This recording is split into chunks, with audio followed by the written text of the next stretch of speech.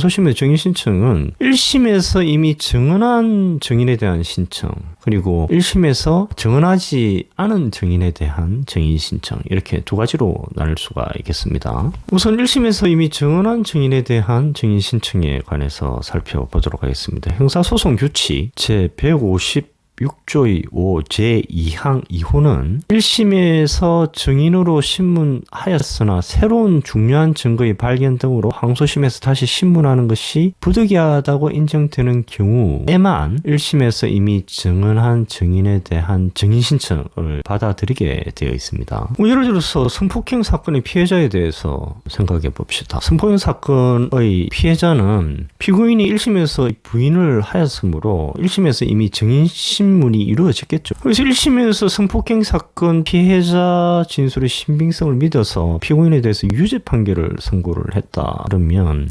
2심에서 이 유죄 판결을 무죄 판결로 바꾸기 위해서는 2심에서 필연적으로 피해자를 다시 불러서 피해자 진술의 신빙성을 탄핵을 해야 됩니다. 2심에서 피해자를 다시 부르지 않고 2심 법원이 피해자 진술 신빙성 없어 이렇게 판단을 하면 위법하다라는 것이 대법원의 입장입니다. 그래서 1심에서 피해자 진술의 신빙성을 믿어서 유죄 판결을 선고를 하였을 경우 2심에서 무죄 판결로 바꾸기 위해서는 필히 피해자에 대한 증인신문이 이루어져야 된다라는 것입니다. 특히 성폭행 사건에서의 2심에서의 소송의 승패는 피해자를 다시 증인으로 신문할 수 있는지 여부에 달려있다. 이렇게 말해도 과언이 아닙니다. 그래서 카톡, 이메일 등 객관적 증거, 목격자 사실 확인서 등 주관적 증거, 피해자 신빙성을 부인하는 사설기관의 진술 분석서, DNA 전이 가능성에 관한 교수 자문서 등으로 피해자에 대한 재증인 신문이 필요함을 설득을 해야 됩니다. 다음으로 1심에서 정언하지 않은 증인에 대한 증인 신청. 형사소송 규칙 제156조의 5 제2항 제1호는 1심에서 조사되지 아니한 데에 대해서 고의나 중대한 과실이 없고 그 신청으로 인해서 소송을 현저하게 지연시키지 아니하는 경우에 1심에서 정언하지 않은 증인에 대한 증인 신청을 받아들인다. 이렇게 기재되어